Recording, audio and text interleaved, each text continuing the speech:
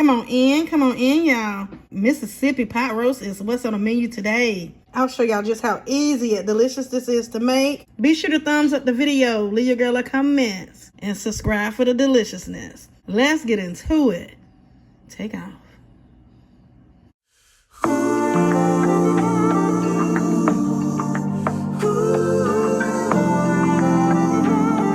All right, y'all. Mississippi pot roast. Let's get started on the ingredients.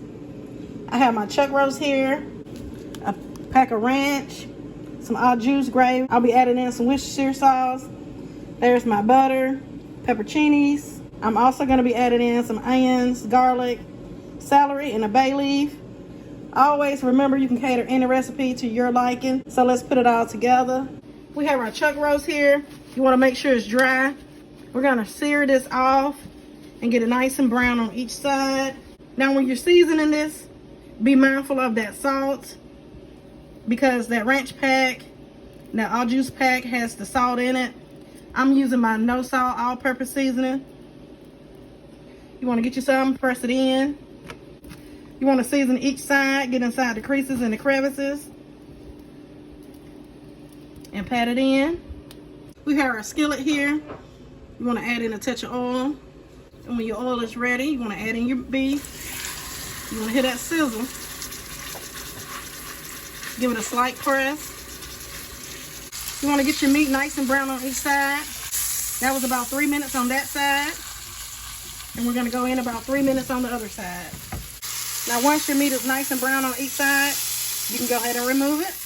Now to help deglaze this pot, I can't let none of that deliciousness go to waste. I'm going to saute up my onions and celery.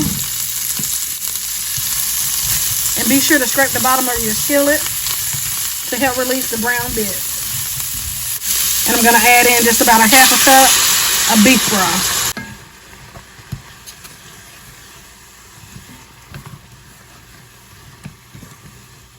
Once your skillet is nice and deglazed, you can go ahead and remove your veggies.